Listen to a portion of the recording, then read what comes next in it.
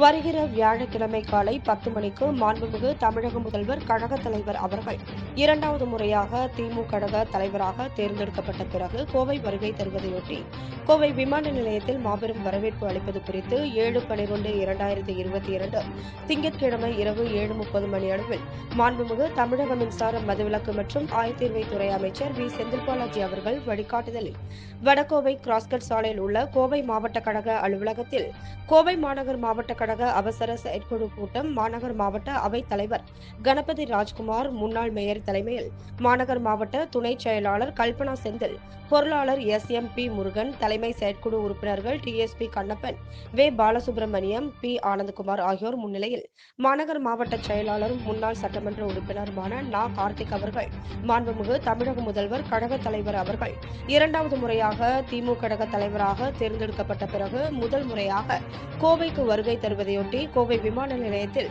சிறப்பான முறையில் மாபெரும் வரவேற்பு அளிப்பது குறித்து விளக்கி சிறப்புரையாற்றினார்.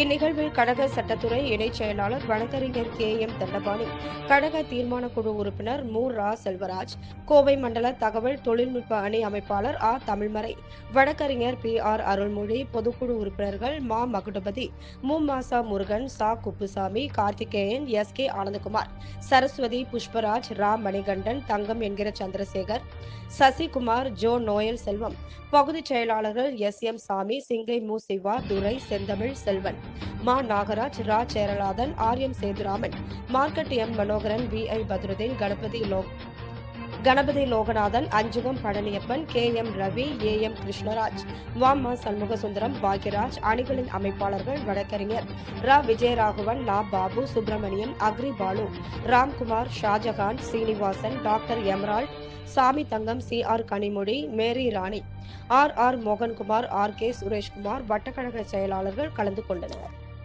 கோவை மாநகர் மாவட்டத்தினுடைய அவசர செயற்குழு கூட்டம் இப்பொழுது துவங்கியிருக்கிறது.